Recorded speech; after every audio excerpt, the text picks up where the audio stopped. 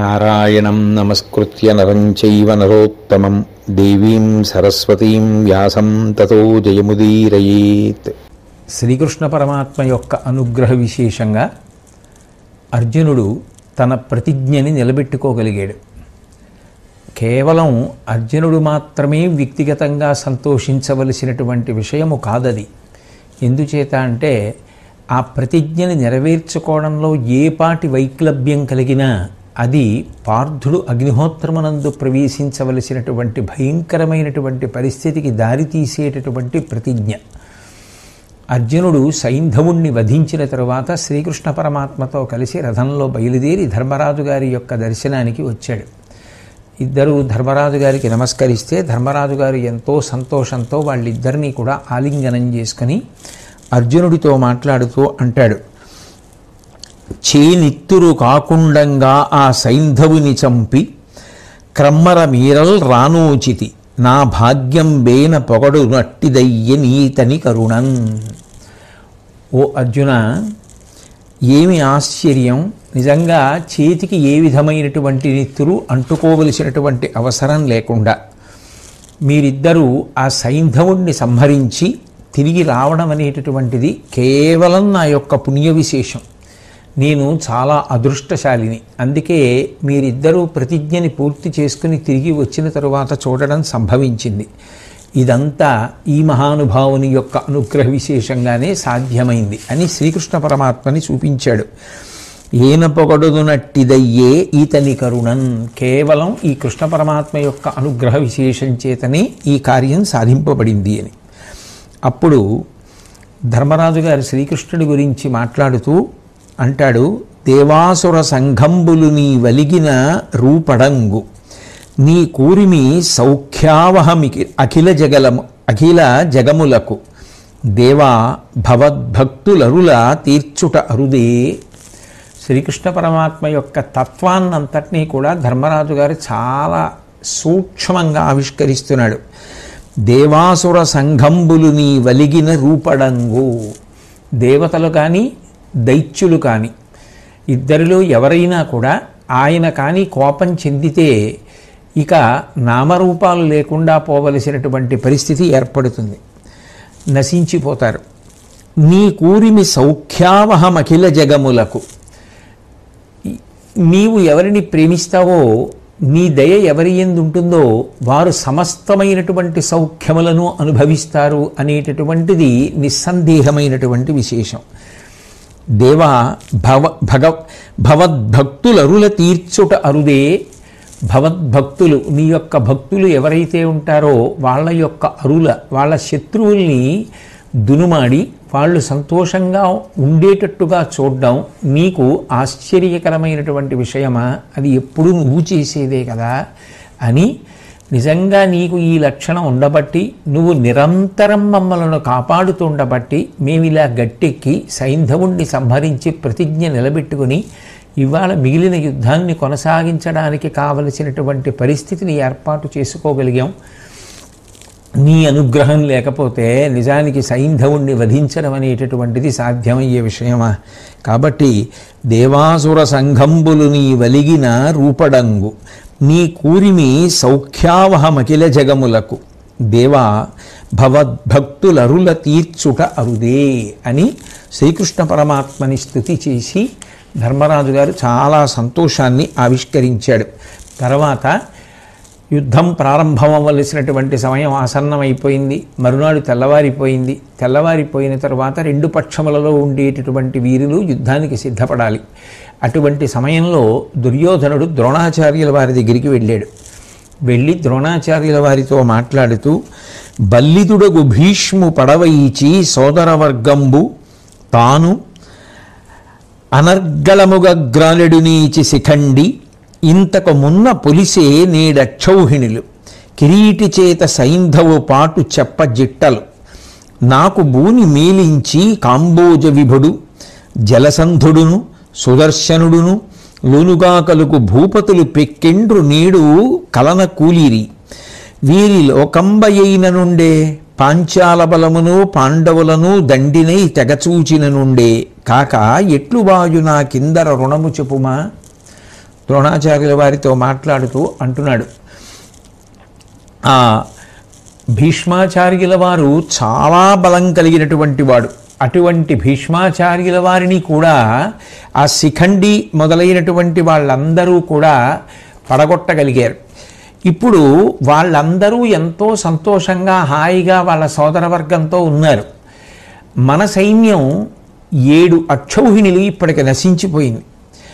అర్జునుడు సైంధవుణ్ణి సంహరించినటువంటి సందర్భాన్ని ఆలోచిస్తే అసలు చాలా ఆశ్చర్యజనకంగా ఉంది. నా కోసం వాళ్ళ యొక్క ప్రాణాలు లెక్క పెట్టకుండా వచ్చి నాకు సహకారం చేసి యుద్ధం చేసినటువంటి వారు ఎందరో నిన్నటి రోజు నిహతులైపోయారు. ఇంతకు ముందు కొంతమంది మడిచిపోయారు. కాంభోజరాజు అలాగే మిగిలినటువంటి రాజులు ఎందరో నా కోసం శరీరాన్ని త్యాగం చేశారు. ఇప్పుడు వాళ్ళందరి విషయంలో నేను చెయ్యడానికి 2 మార్గాలు ఉన్నాయి. ఒకటి, వాళ్ళందరూ వెళ్ళినటువంటి వీరస్వర్గాన్ని నేను కూడా అలంకరించడం, లేదా ధర్మరాజాదులను ఈ యుద్ధభూమిలో సంహరించి ఓడించి రాజ్యాన్ని పొందగలగడం. ఈ 2 తప్ప నాకు వేరొక మార్గం కనపట్టలేదు. మూడవ మార్గం ఏదైనా నీకు కనపడితే నాకు చెప్పవలసింది అంటూ ద్రోణాచార్యుల వారిని ఎత్తి పొడవడం కోసమని, నరుడనుగుబంటు కావున బొరిగొన జొరవీవు సూతపుత్రుడొకడు మార్తుర మార్కొనియడు అతనికి విరువును గరతలను లేవు వీరుండగుటన్. ఆ ద్రోణాచార్యుల వారి యొక్క మనసుని చిన్నపుచ్చి మాట్లాడుతూ ఉంటాడు. ఎందుకని అంటే దుర్యోధనుడికి మనసులో ఎప్పుడూ కోరిక ఏమిటంటే భీష్ముడు ద్రోణుడు తనకి పళ్ళెంలో ఏదో పలహారం తీసుకొచ్చినంత తేలికగా విజయాన్ని తీసుకొచ్చి పెట్టేస్తే, వాళ్ళ శక్తిని అడ్డుపెట్టి పాండవుల్ని చంపేస్తే తను రాజ్యం అనుభవించాలి. వాళ్ళు ముందు నుంచి ఏం చెప్తున్నారు అన్న విషయానికి ఎక్కువ ప్రాధాన్యత ఇవ్వడు. అందుకే చెప్పిన మాట వినేటటువంటి లక్షణం లేనివాడు కాబట్టి 1కి 10 మాటలు అదే మాట్లాడుతూ ఉంటాడు. అందుకే ద్రోణుడితో ఆయన మనసు నొచ్చుకునేటట్లుగా మాట్లాడుతూ, నరుడనువుబంటు కావున బొరిగొన జొరవీవు. అర్జునుడంటే నీకు చాలా ఇష్టం కాబట్టి అర్జునుడిని నువ్వు ఏమీ చెయ్యవు. ఇంకా సూతపుత్రుడొకడు మార్తుర మార్కొనియడు. ఆ సూతపుత్రుడైనటువంటి కర్ణుడు ఒకడున్నాడే, పాపం ఆయన మాత్రం ఏమీ సందేహం లేకుండా శత్రువుల్ని పరిమార్చడానికి ప్రయత్నం చేస్తూ ఉంటాడు. సూతపుత్రుడొకడ మార్తుర మార్కొనియడు అతనికి వెరవును కరతులను లేవు వీరుండగుటన్. ఆ కర్ణుడు ఉపాయం తెలియనటువంటి వాడు. ఏ పద్ధతిలో విడితే విజయాన్ని సాధించవచ్చు అనేటటువంటి మార్గం ఆలోచించలేడు. ఒక్కొక్క కార్యం చేయడం చాలా కష్టపడి చేయవలసినటువంటి పరిస్థితి ఉంటుంది. ఒక్కొక్కడు మేధాశక్తితో దాన్ని సులభంగా సాధిస్తాడు. ఒక కార్యాన్ని సులభంగా ఎలా సాధించవచ్చు అన్న ఆలోచన కర్ణుడికి తెలియదు, మీకు తెలుసు. కానీ మీరు అర్జునుడి యందు పక్షపాత బుద్ధి కలిగినటువంటి వారు కనుక మాకు ఎన్నడూ సహకరించారు. ఇక కర్ణుడి యందు ఇంకొక మంచి లక్షణం ఉంది. ఏమిటిది అంటే ఆయన ఏ విధమైనటువంటి దుశ్చేష్టలు చెయ్యడు. మనసులో ఒకటి పెట్టుకొని పైకి ఒకలా మాట్లాడుతూ ఒకలా పనిచేస్తూ ప్రవర్తించడం ఆయనకి రాదు. అంటే దుర్యోధనుడి యొక్క ఉద్దేశ్యం ఏమిటి? మీకు శక్తి ఉన్నా మీరు పైకి ఒకటి మాట్లాడినా మీరు దానిని అమలు చెయ్యరు. అదే కర్ణుడైతే సులభంగా కార్యాన్ని సాధించడం తెలియదేమో కానీ మనసులో ఒకటి పెట్టుకొని పైకి ఒకటి చేసేటటువంటి వాడు మాత్రం కాదు. అంటే ఆ మాట చురుక్కున ద్రోణుడికి అంటుకోవాలనేటటువంటి అనేది దుర్యోధనుడి యొక్క భావన. తన ఓటమికి సైంధవుడి మరణానికి ఎవరినో ఒకళ్ళని బాధ్యుల్ని చేసేటటువంటి ప్రయత్నం చేస్తూ ఉంటాడు తప్ప తాను చేసింది ఎంతవరకు, తాను విన్నది ఎంతవరకు, తాను ఆచరించింది ఎంతవరకు అన్నది మాత్రం ఎప్పుడూ అంతఃపరిశీలనం చేసుకోడు. ఇది అత్యంత ప్రమాదకరమైనటువంటి లక్షణం. మహాభారతాది గ్రంథములను దేనికి పరిశీలన చేస్తుంటారు అంటే సర్వసాధారణంగా ఒకళ్ళు చెప్పవలసినటువంటి అవసరం లేకుండా ఏర్పడేటటువంటి పోకడ ఏది అంటే తన యందు ఉండేటటువంటి దోషములను పరిశీలించుకోవడం కన్నా ఇతరుల యొక్క దోషములను పట్టుకోవడానికి ప్రయత్నం చెయ్యడం.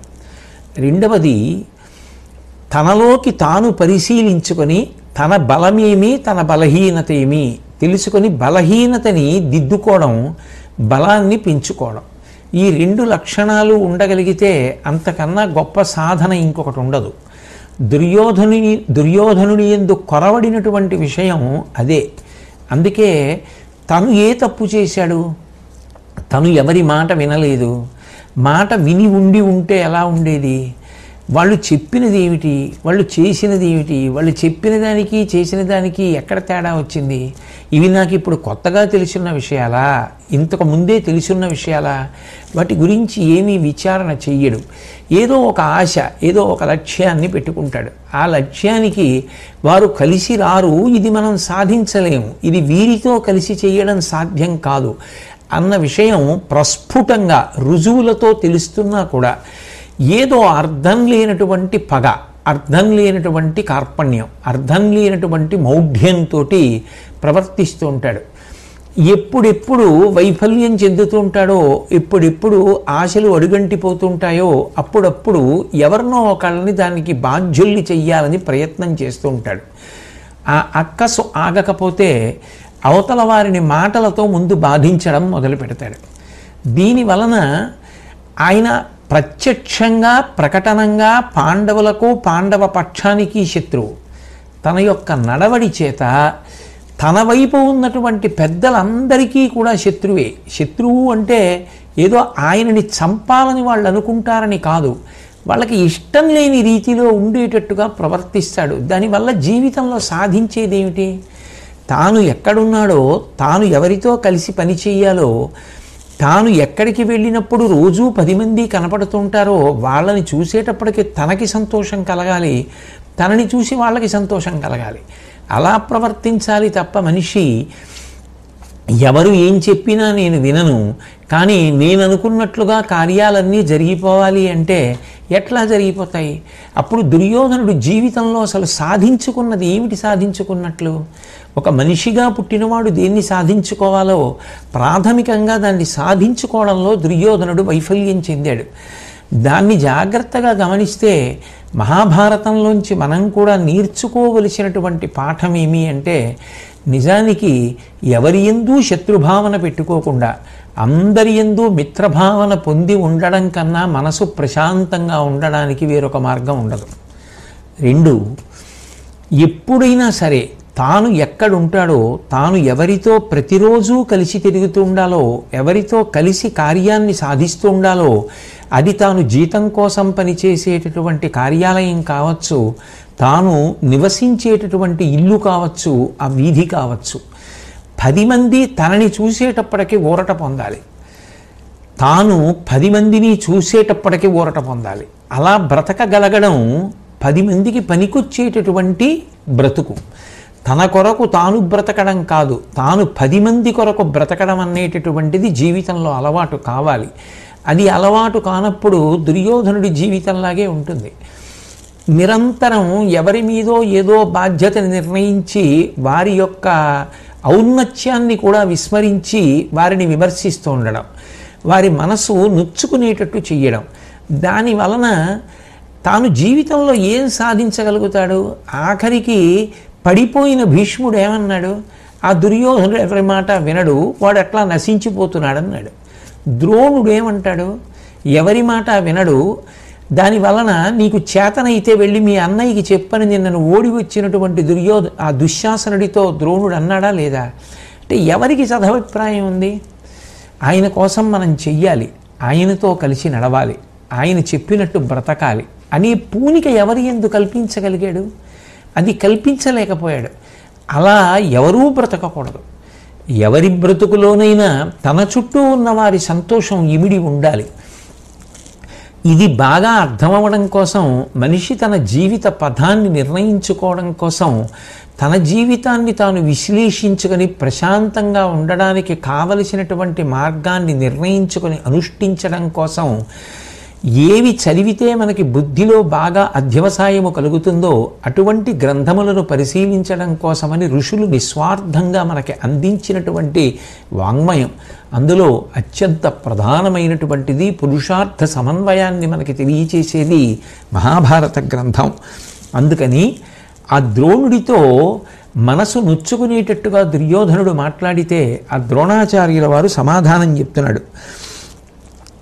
ననుమది దూటువో వచనంబుల నీటికి నిట్లు నంప అర్జునుని జయింపరామి పలి చోటుల చెప్పని దేవకోటికైనను అవిజయు భీష్ము ప్రథనంబున ఆతడు సంప కౌరవుల్ మనరవితోచనాకు అభిమానము కాచుటకై పెనెంగదన్.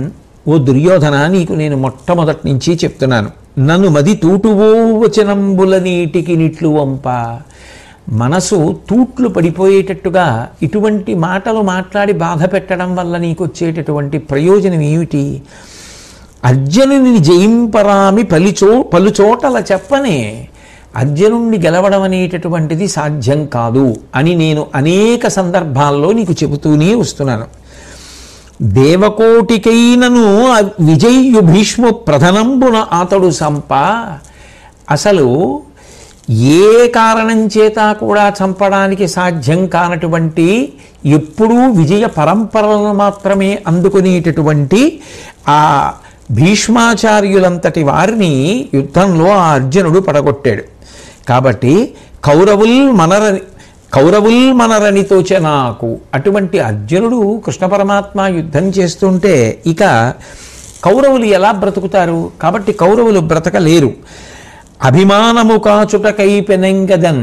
మరి దేనికి యుద్ధం చేస్తున్నావు అని నువ్వు అంటావేమో. నాకు ఎప్పుడో తెలుసు, కృష్ణార్జునులు వైరిపక్షంలో ఉండగా కౌరవులు గెలవరు. మరి తెలిసి యుద్ధం ఎందుకు చేస్తున్నావు అంటే ఆత్మగౌరవము అని ఒక మాట ఉంది. ఆ మాట ప్రకారం ఏమిటంటే, యువతల వైపు ఉన్నప్పుడు త్రికరణ శుద్ధిగా నేను చెయ్యగలిగినది చెయ్యాలి. నేను ఏది చెయ్యలేనో దాన్ని ఇప్పుడు కాదు, ఎన్నో మాటలు చెప్పాను. అర్జునుడితో యుద్ధం చెయ్యడం ఎవరికీ సాధ్యం కాదు అని అర్జునుని జయింపరామి పలుచోటుల చెప్పని. ఇప్పుడు కాదు, ఎన్నిసార్లు చెప్పాను అర్జునుడిని గెలవలేనని. కాబట్టి భీష్ముడంతటి వాడు పడిపోయాడు కదా. దేవతలే జయింపరా అన్నటువంటి భీష్ముణ్ణే పడగొట్టినటువంటి అర్జునుడితో యుద్ధం చేసి యుద్ధంలో గెలుపు పొందుదామని ఎలా అనుకుంటున్నావు? అది సాధ్యం కాదని చెప్పాను. అది నీ తలకెక్కలేదు. ఎక్కనప్పుడు నేనేం చేస్తాను? ఆనాడు శకునిని అడ్డుపెట్టి పాచికలాడించావు.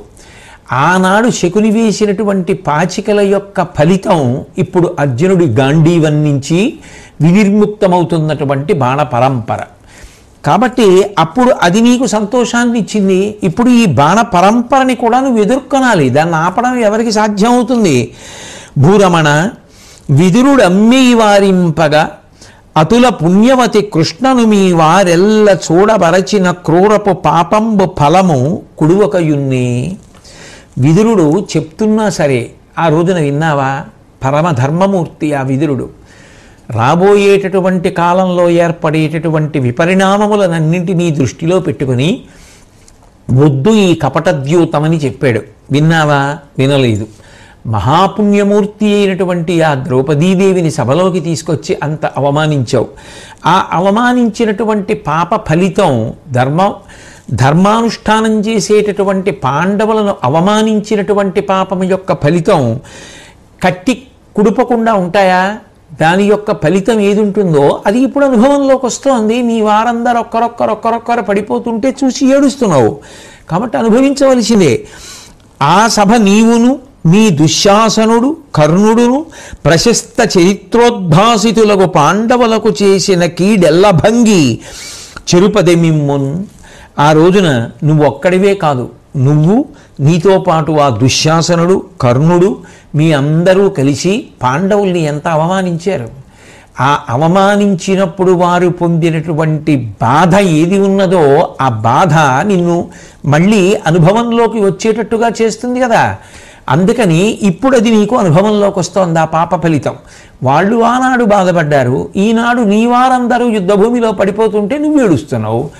ఎవరు చేసిన దానికి వారు అనుభవించాలి. ఏ విత్తనాలు చల్లావో ఆ పంట వస్తుంది తప్ప వేప విత్తనాలు చల్లి మామిడి పళ్ళను రమ్మంటే ఎక్కడి నుంచి వస్తాయి? వేప చెట్టు వస్తుంది. ఆ పండ్లు తిని చిన్న చిన్న పళ్ళు చేదుగా ఉన్నాయంటే చేదుగానే ఉంటే అది వేప చెట్టు. నువ్వు వేసిన విత్తనం వేప విత్తనం, వేప చెట్టు వచ్చింది. నువ్వు వేసిన విత్తనం మామిడి విత్తనం అయితే మామిడి చెట్టు వస్తుంది. నువ్వు చేసిన కర్మలకి అనుగుణమైనటువంటి ఫలితాన్ని నువ్వు అనుభవించాలి. నీకు సుఖం కావాలనుకుంటే పుణ్యకర్మలు చేయాలి. నువ్వు పుణ్యకర్మలు చేయడం మానేసి చేసినవన్నీ పాపకర్మలు. ఇప్పుడు నాకు దుఃఖం రాకూడదు, సుఖం రమ్మంటే ఎక్కడి నుంచి వస్తుంది? సనాతన ధర్మమునందు అత్యంత ప్రధానమైనటువంటి సిద్ధాంతాన్ని ఎవరు చేసిన కర్మ వారు అనుభవించక తప్పదన్నదాన్ని ద్రోణాచార్యుల వారు ఆవిష్కరిస్తున్నారు. అంటూ ఆ పాండవులను మీరందరూ కలిసి అవమానించారు, వాళ్ళని అనేక విధాలుగా ఇబ్బంది పెట్టారు, వనవాసానికి పంపించారు, అజ్ఞాతవాసం చేయమన్నారు. అయినా వాళ్ళు ఎంతో సహనంతో ఓర్చి అజ్ఞాతవాసాలు పూర్తి చేసి తిరిగి వచ్చి వాళ్ళ తండ్రికి చెందినటువంటి భూభాగాన్ని తిరిగి ఇవ్వవలసిందిగా అభ్యర్థించారు. విన్నావా?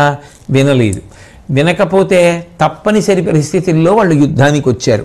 నువ్వు కోరుకున్నది అదే.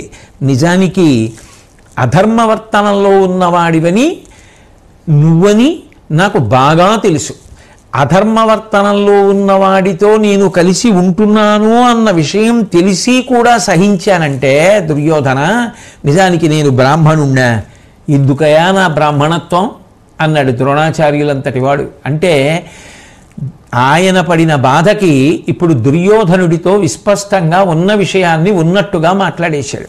దానితోనైనా మారతాడేమోనని అంటూ ద్రోణుడు అన్నాడు, నీవును అచ్చట పన్నిన నీ వారును సైంధవుని అనింపడకుండం కావగజాలిరే, ఏనును నీ వారన కానే ఏల నిందింపంగా. అక్కడ నిన్నుండి అర్జునుడు సైంధవుడి దాకా వెళ్లకుండా చూడు, నేను ధర్మరాజాదుల్ని నిగ్రహిస్తానని చెప్పాను. నేను చెయ్యవలసిన పని నేను చేస్తున్నాను. అక్కడ నువ్వున్నావు, దుశ్శాసనుడు ఉన్నాడు, కర్ణుడు ఉన్నాడు, శల్యుడు ఉన్నాడు, మిగిలినటువంటి వీరులందరూ ఉన్నారు. మీరు ఇంతమంది ఉండి అర్జునుడు సైంధవుడి దగ్గరికి వెళ్లకుండా చూడలేకపోయారు. ఎవరు సైంధవుడి దగ్గరికి వెళ్లకుండా అర్జునుడిని నిగ్రహించాలో వాళ్ళు అలా నిగ్రహించలేక వైఫల్యము చెందితే అందులో ఉన్న వారిని ఒక్కరిని కూడా ఏ మాట అనకుండా వదిలిపెట్టేసి అసలు అక్కడ లేని నన్ను మాత్రం అనడానికి ఇక్కడికి బయలుదేరి నా దగ్గరికి వచ్చావా? నువ్వు మాట్లాడే మాటలలో ఏమైనా పొందికుందా? అసలు నన్ను అనడానికి ఏమైనా అందులో అవకాశం ఉందా అని దుర్యోధనుణ్ణి పట్టుకుని నిజానికి కడిగేశాడు ద్రోణాచార్యుల వారు.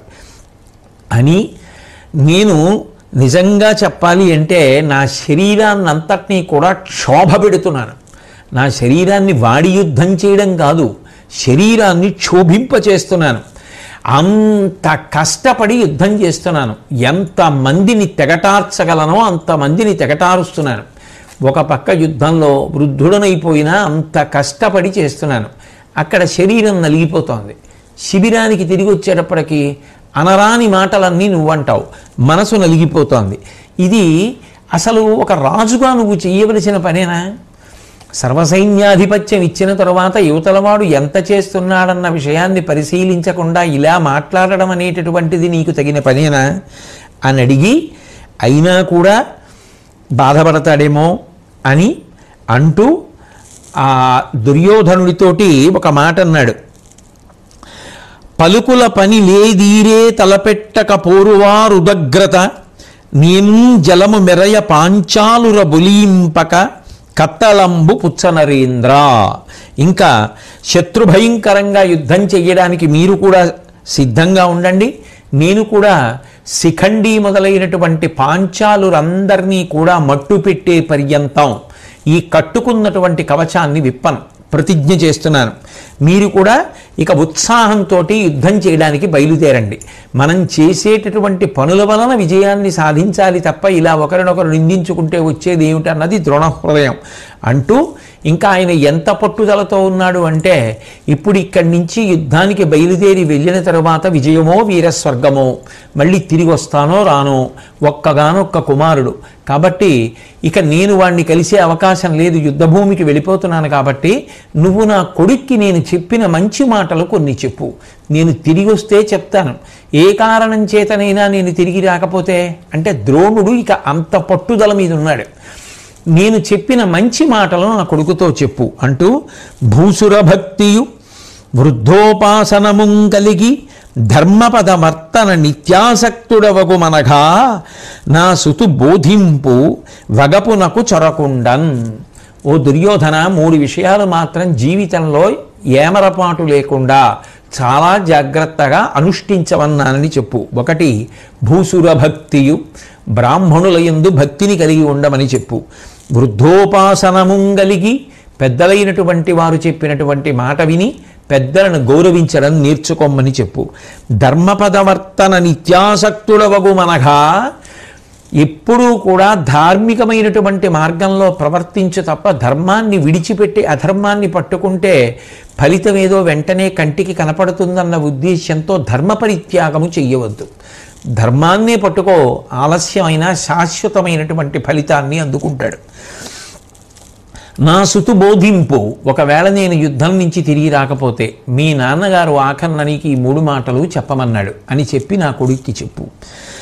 వగపునకు చొరకుండన్, నా గురించి ఏడవద్దని నా కొడుకుతో చెప్పు అని చెప్పి ఆయన నా చేత ఇంకా ఒకవేళ పాంచాల దేశానికి సంబంధించినటువంటి వీరులెవరైనా మరణించకుండా మిగిలిపోతే నా ప్రతిజ్ఞ పూర్తి చెయ్యడం కోసం ఆత్మావై పుత్రనామాసి అని శాస్త్రవాక్కు కాబట్టి అశ్వత్థామని మిగిలినటువంటి వారందరినీ సంహరించమని చెప్పు అని చెప్పి ఆ దుర్యోధనుణ్ణి ఉత్సాహపరిచి పంపించేశాడు. ఆ దుర్యోధనుడు ద్రోణుడు ఇన్ని చెప్పి ఇంత ప్రతిజ్ఞ చేసి ఇంత కర్కశంగా మాట్లాడి అంత బాధపడి చివరికి కొడుకుని పిలిచి కూడా మాట్లాడకుండా తన ఆఖరి సందేశాన్ని కొడుక్కి చెప్పమని దుర్యోధనుడికే చెప్పి యుద్ధం చేయడానికి సిద్ధపడుతుంటే ఆ దుర్యోధన బుద్ధి, ఇటువంటి భయంకరమైన బుద్ధి ఎవ్వరి యందు ఉండకుండుగాక. కర్ణుడి దగ్గరికి వచ్చి అంటాడు, ఆ ద్రోణుడు ఎవ్వరూ ప్రవేశించడానికి వీలు లేనటువంటి చక్రవ్యూహాన్ని రచించాడు. రచించిన వాడు ఏం చేయాలి? ఎవరూ ప్రవేశించకుండా చూడాలి. కానీ చిట్ట చివరికి ఏం చేశాడు? శత్రువులు ప్రవేశించడానికి అనుమతించేశాడు. అప్పుడు ఇంక అసలు ఆ వ్యూహం రచించడం ఎందుకు అంటే, దుర్యోధనుడి దృష్టిలో ద్రోణాచార్యుల వారిది కపట బుద్ధి. కేవలం దుర్యోధనుణ్ణి సంతోషపెట్టడానికి వ్యూహం పన్నాడు. వ్యూహం భేదించేయడానికి శత్రువులకు అనుమతి ఇచ్చేశాడు. అది ఉద్దేశ్యం. అంతేకాదు, నిజంగా ద్రోణుడు తలుచుకుంటే అర్జునుణ్ణి రానివ్వలేడు, రానివ్వకుండా ఆపగలడు. కానీ అట్లా ఆపగలిగినటువంటి శక్తి ఉండి కూడా ద్రోణుడు అర్జునుణ్ణి ఆపలేదు. కానీ 1కి 10 మాటలు ద్రోణుడు చెప్తున్నాడు. బహుశः మరికొంత ఆలస్యం చేయగలడేమో. కానీ కృష్ణార్జునులు అటువైపు ఉన్నప్పుడు ఎవరికి మాత్రం సాధ్యం? సాక్షాత్తు భగవంతుడు ధర్మపక్షంలో ఉంటే అది ఓడడం సాధ్యం కాదు అని చెప్తూ ఉంటే ఇంకా ఎవరు ఏం చేస్తే మాత్రం అది సాధ్యం అవుతుంది? కాబట్టి ద్రోణుడు నిజంగా తలుచుకుంటే ఎవ్వరూ వ్యూహంలోకి రాకుండా ఆపగలిగినటువంటి శక్తి కలిగిన వాడైనప్పటికీ కూడా ఆపకుండా ప్రత్యేకించి అర్జునుడి విషయంలో పక్షపాతం వహించాడు. దానివల్ల అర్జునుడు వ్యూహంలోకి ప్రవేశించాడు. అంతేకాదు, నిజానికి సైంధవుణ్ణి ఇంట్లో వదిలిపెట్టేసి ఉంటే మనం యుద్ధానికి తీసుకురాకపోతే ఆ సైంధవుడు బ్రతికేవాడు. 2, సైంధవుణ్ణి తొందరగా చేరుకోవాలనేటటువంటి ఉద్దేశంలో నిన్న అర్జునుడు సాగించినటువంటి పరమాద్భుతమైనటువంటి యుద్ధం లాంటి యుద్ధం జరగకుండా ఉండేది. అంత గొప్ప యుద్ధం ఎందుకు జరిగింది అంటే, సూర్యాస్తమయం లోపల సైంధవుణ్ణి చేరుకోవాలన్న ఉద్దేశ్యంతో తొందరలో అర్జునుడు కనపడినట్టుగా తలలు తరిగేస్తూ వెళ్ళిపోయాడు. దాని వలన మన సైన్యంలో విశేషమైనటువంటి నష్టం జరిగింది. కాబట్టి అసలు ఈ గురువుగారి మాట నమ్మి మనం ఆ సైంధవుణ్ణి యుద్ధానికి తీసుకురావడమే పెద్ద పొరపాటైందేమో అన్నాడు. అంటూ ఈ ద్రోణుడికి ప్రతి రోజుకి కూడా అర్జునుడి మీద అభిమానం పెరిగిపోతోంది. ఇలా అభిమానం పెరిగిపోతున్నటువంటి ద్రోణుడు ఇంకా సర్వసైన్యాధిపతిగా ఉండి మన పక్షాన యుద్ధం చేస్తే మనకు గెలుపు లభించేటటువంటి అవకాశం ఉంటుందా? మనకేమైనా ప్రయోజనం ఉంటుందా అని అడిగాడు కర్ణుణ్ణి. కానీ అప్పుడప్పుడు కర్ణుడు మంచి మాట మాట్లాడుతూ ఉంటాడు. కాబట్టి కర్ణుడు అన్నాడు, అనవిని కర్ణుడిట్లని అద్గురుదూరగనేలా ఆతడోపినటుల పోరుగాక నరువీరములావును ఎక్కుడైన వాని నుడుపవచ్చుని విధియ నేర్చు విషంబిడి ఇల్లు కాల్చి కాననమునకేగ చేసి ఒక నాశము కంటిమే కొంతి సంతతికిన్. దుర్యోధన, ఎందుకు అనవసరంగా ద్రోణాచార్యుల వారిని ఆడిపోసుకుంటావు? ద్రోణుణ్ణి ఆడిపోసుకోవడం వల్ల మనకి కలిసి వచ్చేది ఏది? ఎందుకని అంటే, నిజంగా చెప్పాలి అంటే ఎవరికైనా సరే అర్జునుణ్ణి హతమార్చడం అనేటటువంటిది సాధ్యమైన విషయమా? అటువంటి అరివీర భయంకరుడు కదా. అంతవరకు ఎందుకు ఇవాళ ద్రోణాచార్యుల వారిని నువ్వు అంటున్నావు? నేను చెప్తాను విను. మనం భీముడికి విషం పెట్టాం, చచ్చిపోయాడా? లక్క ఇంట్లో పెట్టి పాండవుల్ని కాల్చేశాం, నాశనం అయిపోయారా? కపటద్యూతంలో వాళ్ళ రాజ్యాన్ని హరించి అరణ్యవాసానికి అజ్ఞాతవాసానికి పంపాం, వాళ్ళకి ఏమైనా ఆపద కలిగిందా? సంతోషంగా తిరిగి వచ్చేశారు. మనం ఏమైనా చేయగలిగామా కుంతీదేవి యొక్క సంతానాన్ని? ఏమీ చెయ్యలేకపోయాం. ఏమీ చెయ్యలేకపోవడానికి కారణం దైవం వాళ్ళ పక్షాన ఉంది.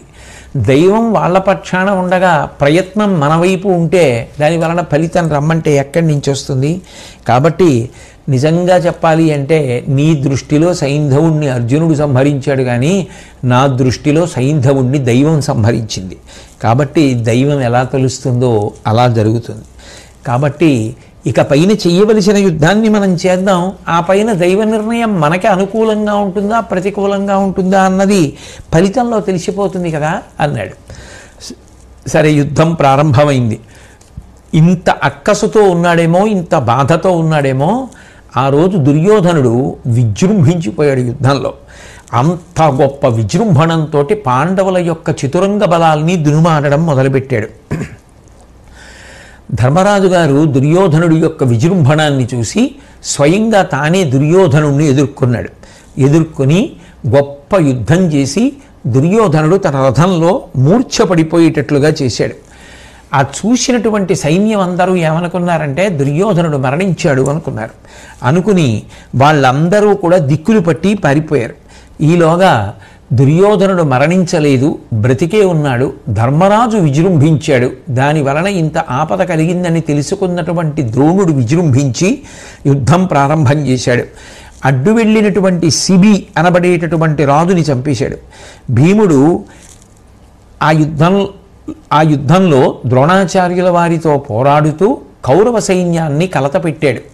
తనదైనటువంటి శైలిలో రథంలో నిలబడి యుద్ధం చేస్తూ, అవసరమైనప్పుడు రథంలోంచి భూమి మీదకి దిగి యుద్ధం చేస్తూ, బాణములను ప్రయోగిస్తూ, గదని ప్రయోగిస్తూ, గదాయుద్ధం చేస్తూ భీముడు చేసినటువంటి అరివీర భయంకరమైనటువంటి యుద్ధంలో కళింగకు చెందినటువంటి ధ్రువ జయరాతులనబడేటటువంటి వారు మరణించారు. అంతేకాకుండా భీముడు కౌరవ కుమారులైనటువంటి దుర్మదుడు, దుష్కరుడు అనబడేటటువంటి ఇద్దరినీ కూడా ఒకరిని కాలితోటి ఒకరిని చేతితోటి కొట్టి చంపేశాడు. ఆ తర్వాత అక్కడ ఉన్నటువంటి రాజులందరూ కూడా చూసి ఆశ్చర్యపోయి, అసలు ఈ భీముడు సామాన్య మనుష్యుడేనా? ఇంత భయంకరమైనటువంటి యుద్ధం చేస్తాడని ఆ భీముడి యొక్క ఆటోపం చూసి భయపడిపోయి అందరూ కూడా పరిగెత్తి పారిపోయారు.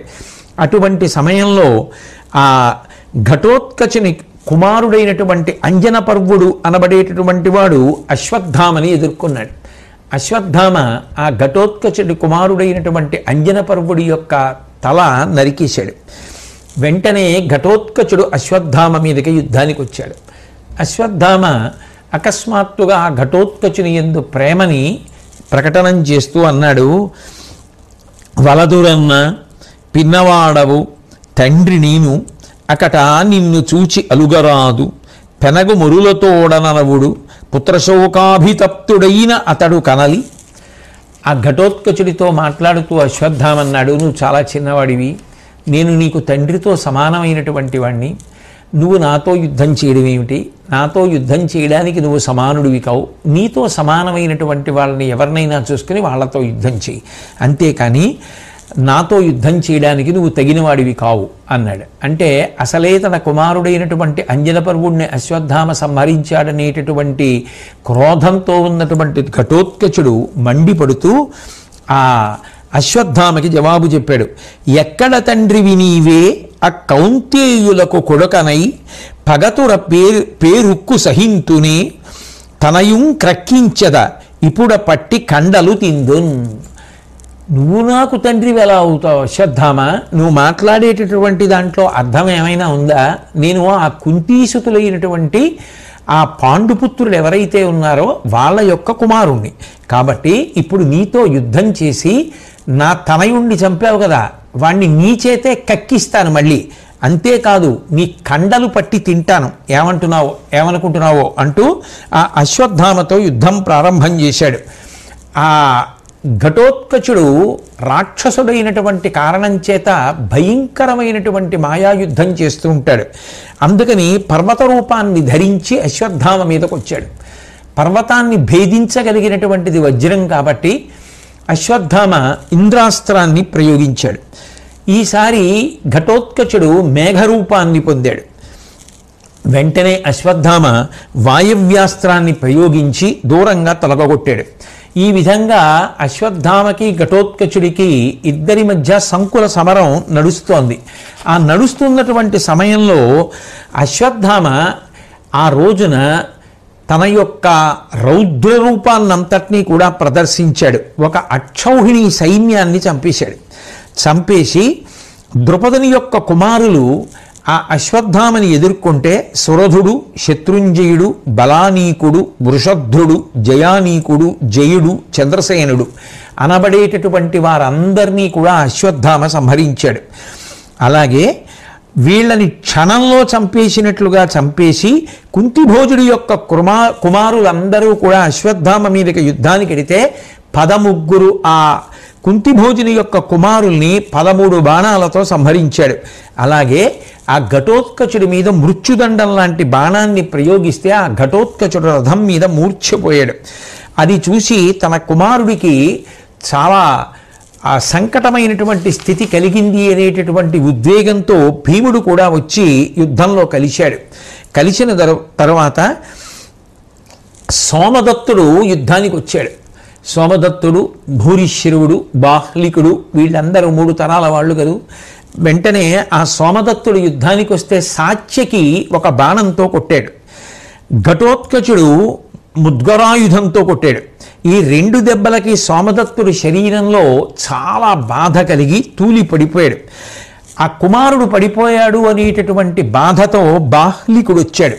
బాహ్లికుడు శంతన మహారాజు గారి యొక్క సోదరుడు. అంటే ఎంత వృద్ధుడు అయినా కూడా నిజంగా ఆ యుద్ధ ప్రారంభం నుంచి ఇంత గొప్ప యుద్ధం చేస్తూ ఉన్నాడు అంటే, తృణప్రాయంగా ప్రాణములను అర్పించి వీరస్వర్గం పొందాడు అంటే, పోతే యుద్ధంలో పోవాలి అని భావించి ఆనాటి క్షాత్రధర్మాన్ని అలా పాటించగలిగాడు అంటే, నిజంగా ఒక్కొక్కసారి ఆలోచించినప్పుడు వాళ్ళకి జీవితం మీద ఉన్నటువంటి స్పష్టమైన అవగాహన, వాళ్ళ త్యాగబుద్ధి, సిద్ధాంతమునకు కట్టుబడి ఉండగలిగినటువంటి వాళ్ళ ప్రజ్ఞా విశేషం అద్భుతంగా అనిపిస్తాయి.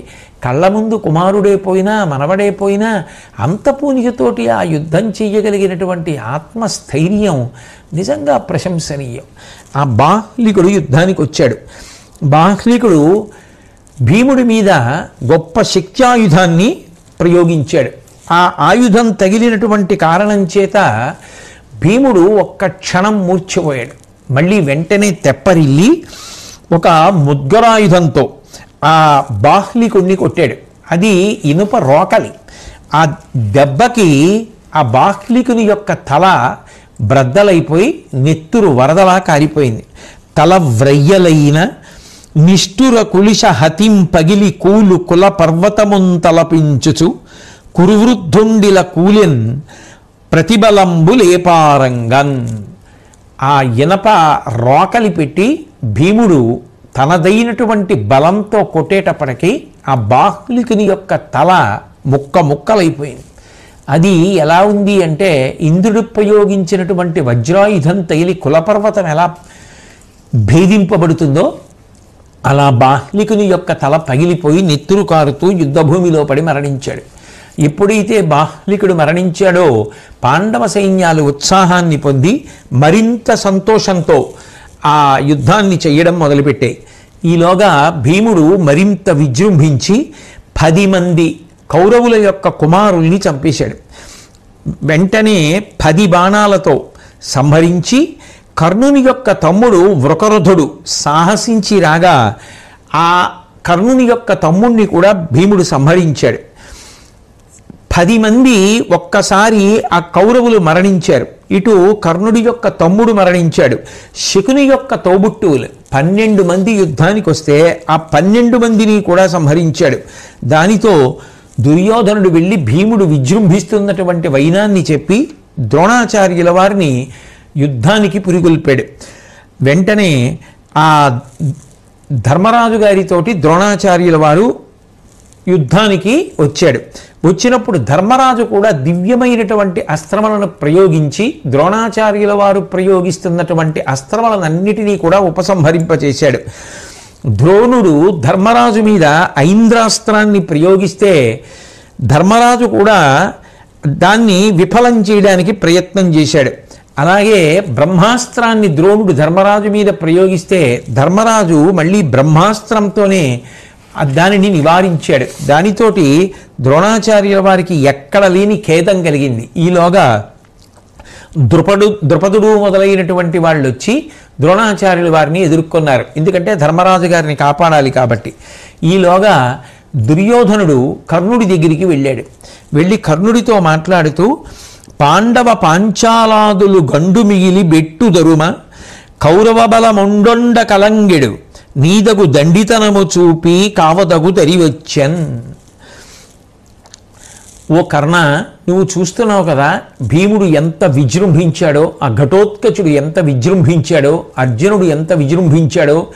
పాండవ సైన్యాలన్నీ విజృంభించినటువంటి కారణం చేత ఆ పాంచాల దేశానికి సంబంధించినటువంటి రాజులు యుద్ధం చేసి మన సైన్యాన్నంతటినీ కూడా తరిమి కొడుతున్నారు. మన సైన్యం కాకావికలైపోతోంది. కాబట్టి ఇప్పుడు సైన్యానికి ధైర్యం కలిగేటట్టుగా పౌరుషంతో నిలబడి యుద్ధం చేసి ఆ పాండవుల యొక్క వీరుల్ని నిగ్రహించవలసినటువంటి అవసరం ఏర్పడింది కనుక నువ్వు నీదైన భుజపరాక్రమాన్ని ప్రదర్శించి ఈ కార్యాన్ని నెరవేర్చవలసింది అని అడిగాడు.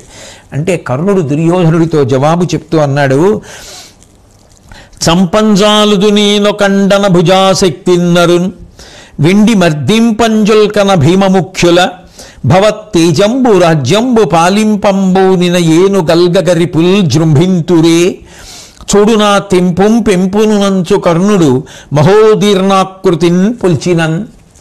దుర్యోధన, దేనికి భయపడతావు? ఏమీ భయం లేదు. అర్జునుడిని నేను చంపేస్తాను. అర్జునుడిని చంపేసిన తర్వాత భీముణ్ణి నిగ్రహించడం పెద్ద పని కాదు. భీముణ్ణి నిగ్రహించిన తర్వాత మిగిలిన సైన్యాల్ని పాండవుల్ని నిగ్రహించడం అంతకన్నా తేలిక పని. ఆ తర్వాత నీకు రాజ్యం ఇచ్చేస్తాను. కాబట్టి నువ్వు అఖండమైనటువంటి ఈ సామ్రాజ్యాన్ని అంతటినీ ఏలుకుందువుగానివి. ఇదంతా చేయడం నాకేదో పెద్ద కష్టమైన పని నువ్వు అనుకుంటున్నావేమో. నాకు చాలా సులువు. చాలా తేలికగా ఆ అర్జునుడిని చంపేసి భీముడిని నిగ్రహించేసి పాండవుల్ని ఓడించేసి సైన్యాల్ని తరిమి కొట్టేసి పాండవ సైన్యాన్ని చంపేసి నీకు రాజ్యం ఇప్పించకపోతే నేనెందుకు, తప్పకుండా పనిచేస్తానన్నాడు. ఈ దర్పంతో కూడినటువంటి మాటలు మాట్లాడుతుంటే అక్కడే ఉన్నటువంటి కృపాచార్యుల వారు విన్నారు. సహజంగా ఇటువంటి మాటలు వినేటప్పటికీ ఎవరికైనా అసహ్యం వేస్తుంది. కాబట్టి వెంటనే కృపాచార్యుల వారు అన్నారు, అగునగు మేలు మేలు మనుజాధిపుడున్ మహియేలు మాటలవు మగటిమి మెమ్మెయిన్ మెరపినంచెడు పాండుతనూజ కోటియున్ తగుమును ఘోషయాత్రను పదంపడి గోగ్రహణంబునందు పేరుగొనిన నీకు ఇట్లనుట క్రొవ్వులు దక్కుము సాలు నిన్నియున్. ఏమిటి మాట్లాడుతున్నావు కర్ణ? నువ్వు మాట్లాడేటటువంటిది ఎంత గర్వంతో అతిశయంతో కూడుకుని ఉన్నదో పరిశీలించుకుంటున్నావా? మాటలు మాట్లాడినంత మాత్రం చేత యుద్ధభూమిలో పాండవులు చచ్చిపోతారని అనుకుంటున్నావా? ఇంతకుముందు ఘోషయాత్రలో దుర్యోధనుండి గంధర్వులు తరివారు. అప్పుడు భీముడు అర్జునుడు విడిపించవలసి వచ్చింది. నువ్వు యుద్ధభూమి విడిచిపెట్టి పారిపోయావు. అట్లాగే గోగ్రహణ సమయంలో అర్జునుడిని ఏమీ చెయ్యలేక పారిపోయావు. మాటలు చెప్పేటప్పుడు కోటలు దాటిపోతాయి. ఇటువంటి మాటలన్నీ చెప్తుంటావు. ఎందుకు వచ్చిన పొగరబోతు మాటలు అంటావు ఇవన్నీ? నువ్వు ఎప్పుడైనా నిజంగా పాండవుల్ని అణచగలిగావా? ఎప్పుడైనా అర్జునుడిని ఓడించావా? ఎప్పుడైనా భీముడిని ఓడించావా? ఎందుకు ఈ అక్కర్లేని మాటలు అని నిన్ను పాండవుల్ని ఇద్దరిని యుద్ధంలో చూసినటువంటి వాళ్ళు ఎందరో ఉన్నారు. వారు చూడనట్టు, వారికి ఏమీ తెలియనట్టు నీకు ఒక్కడికే తెలిసిన్నట్టు నీ సంగతి ఎవరికీ తెలియనట్టు నువ్వు మాట్లాడుతూ ఉంటావు. అట్లా ఎప్పుడూ మాట్లాడకు, తప్పు. అర్జునుడు యుద్ధంలో ఎప్పుడూ ఓడిపోడు అనేటటువంటి విషయం నీకు బాగా తెలుసు. అంతేకాదు, అర్జునుడు ఒక్కడు వస్తేనే యుద్ధంలో ఓడించడం నీకు సాధ్యం కాదు. ఇప్పుడు అర్జునుడు ఒకడు కాదు, అర్జునుడి పక్కన భీముడున్నాడు, ధర్మరాజు ఉన్నాడు, నకులుడున్నాడు, సహదేవుడున్నాడు, అన్నిటిని మించి కృష్ణ పరమాత్మ ఉన్నారు, దృష్టజ్యుమ్నుడు ఉన్నాడు, ఇతర రాజులు ఉన్నారు, సైన్యం ఉంది. ఇక నువ్వే యుద్ధం చేసి అర్జునుడిని సంహరిస్తావు? అక్కర్లేని మాటలు తప్ప ఎందుకు నీకు ఈ పొగరబోతు మాటలు అన్నాడు. కృపాచార్యుల వారన్నటువంటి మాటల్ని కర్ణుడు తట్టుకోలేకపోయాడు. తట్టుకోలేక అనవుడు కర్ణులిట్టులను ఆడిన ఎంతయు చేయజాలు బంటున కెటులన్ననేమగు కడుం బెలుచన్మును మ్రోసి కాదే వృష్టి నిగుడచేయు అంబుదము సెల్లదు నీ పలుకు ఇంతవట్టు సైపనతగు ఇంక నేమనిన బారుడా నాలుక కొయ్యుదుంజుమి. ఏమి నేనేదో మాట్లాడుతున్నానని చెప్పి నువ్వు కృపాచార్య ఏదేదో అధిక్షేపించి నన్ను మాట్లాడుతున్నావు. చెయ్యగలిగినటువంటి శక్తి ఉన్నవాడు ఏదైనా అని తర్వాత చెయ్యొచ్చు, తప్పే ఉంది. నేను చెయ్యగలను కాబట్టి ముందు అన్నాను అని తర్వాత పని చేస్తాను. మేఘం ఉంటుంది, ఆ మేఘం ఏం చేస్తుంది? ముందు గర్జిస్తుంది, తర్వాత వర్షం కురిపిస్తుంది. ఎందుకు? వర్షం కురిపించగలదు కాబట్టి గర్జిస్తోంది. వర్షం కురిపించలేని మేఘం గర్జిస్తే ప్రయోజనమే ఉంది? ముందు గర్జించి తర్వాత వర్షించింది. అలాగే నేను కూడా ముందు మాట్లాడి తర్వాత యుద్ధం చేసి చూపిస్తాను. అంతే తప్ప నీ ఇష్టం వచ్చినట్టు నువ్వు మాట్లాడితే ఎందుకు ఊరుకుంటాను? ఇంతకు ముందంటే సహించాను, ఇప్పటిదాకా ఏం మాట్లాడావో అది ఊరుకున్నాను. ఓ బ్రాహ్మణుడా, ఏమనుకుంటున్నావో? ఇక పైన నువ్వు ఇలాగే మాట్లాడితే నీ నాలుక కోసేస్తాను సుమా అన్నాడు కర్ణుడు కృపాచార్యుల వారిని. అంటే వెంటనే ఆ కర్ణుడు ఆ కృపాచార్యుల వారినే ఉద్దేశించి మాట్లాడుతూ అన్నాడు, ఎప్పుడు నువ్వు మాట్లాడినా అర్జునుడిని పొగుడుతావు, అర్జునుడి పక్షంలో ఉన్నటువంటి వాళ్ళని పొగుడుతుంటావు, కానీ మమ్మల్ని మాత్రం ఎప్పుడూ పొగడవు. యువతల పక్షంలో ఉన్నటువంటి నన్ను, ద్రోణాచార్యుల వారిని, అశ్వత్థామని, శల్యుణ్ణి అసమర్థుల్ని చేసి మాట్లాడుతున్నావు. ఎందుకు అంటే అలా మాట్లాడితే మేము మానసికంగా బలహీన పడిపోతామని నీ ఉద్దేశం అని చెప్తూ ఉంటే అశ్వత్థామ కోపం పట్టలేక ఒక్కసారి కర్ణుడి మీదకి వచ్చాడు. ఆ కర్ణుడి మీదకి వచ్చినటువంటి అశ్వత్థామని దుర్యోధనుడు అడ్డగించాడు. అవతల పక్షంతో యుద్ధం చెయ్యవలసినటువంటి మనం ఇలా మనలో మనమే యుద్ధం చేసుకుని ఒకళ్ళనొకళ్ళని తెగటార్చుకుంటే ఇంకా అంతకన్నా అసందర్భమైన విషయం ఇంకొకటి ఉంటుందా అని ఆ దుర్యోధనుడితో పాటుగా కృపాచార్యుల వారు కూడా గబగబా వచ్చి అశ్వత్థామని పట్టుకుని వద్దు వద్దు కర్ణుడి జోలికి వెళ్ళకు అని చెప్తున్నారు. ఎంత పట్టుకుని ఆపుదామన్నా కూడా అశ్వత్థామ ఆపకుండా కర్ణుడి మీద పడిపోవడానికి ప్రయత్నిస్తున్నాడు. అప్పుడు కర్ణుడు అన్నాడు, ఎందుకు ఆపుతారు అశ్వత్థామని? ఆ మిడిసిపాటు ఏమిటో చూస్తాను, ఒక్కసారి వదిలిపెట్టండి, నా చేతి దెబ్బ తిన్న తర్వాత పొగరు అణిగిపోతుంది, కాబట్టి ఎందుకు పట్టుకుంటారు, వదిలిపెట్టండి అన్నాడు. వెంటనే కృపాచార్యుల వారు కర్ణుడి వంక తిరిగి చూసి అన్నారు, ఈ రాజుని చూసి నిన్ను క్షమిస్తున్నాను కర్ణ, ఏమిటో అనుకుంటున్నావు, దుర్యోధనుడు లేకపోతే నీ సంగతి చెప్పి ఉండేవాళ్ళం, కానీ ఇక్కడ రాజు ఉన్నాడు, మనమందరం ఉన్నది రాజు ప్రయోజనం కనుక నిన్ను క్షమించాను, నువ్వు ఏం మాట్లాడినా చెల్లింది, ఇక ఏమీ మాట్లాడద్దు, వెళ్ళిపో ఇక్కడి నుంచి అన్నాడు. అన్న తర్వాత ఆ దుర్యోధనుడు అశ్వత్థామను ఉద్దేశించి మాట్లాడుతూ, గురుడును నీవును మద్రేశ్వరుడును కర్ణుండు కృపుడు సౌబలుడును నను ధర ఏలింపగనున్నారవు మీకుంతగుని సంగరములో కలగన్. అశ్వత్థామ, ద్రోణాచార్యుల వారైనా, నువ్వైనా, లేకపోతే ఆ శల్యుడైనా, కర్ణుడైనా, కృపాచార్యుల వారైనా, ఆ శకునైనా నాకు రాజ్యం ఇప్పించి యుద్ధంలో గెలిపించి నా చేత పరిపాలన చేయించాలి అని పోరాడుతున్నటువంటి మిత్ర బృందం. అటువంటి మీరు ఒకరితో ఒకరి యుద్ధంలో పోట్లాడుకోవచ్చా? ఇట్లా ఒకరినొకరు దూషించుకొని ఒకరి మీద ఒకరు కత్తులు దూసుకోవచ్చా అంటూ క్షమియింపుమనుడు. అతడు రుషమ పొందిన కర్ణుండుం ప్రశాంతుండై విక్రమకేలి సలుప ప్రతి సైన్యము దశ మొగమయ్యే పటుగుణధ్వని సెలగన్.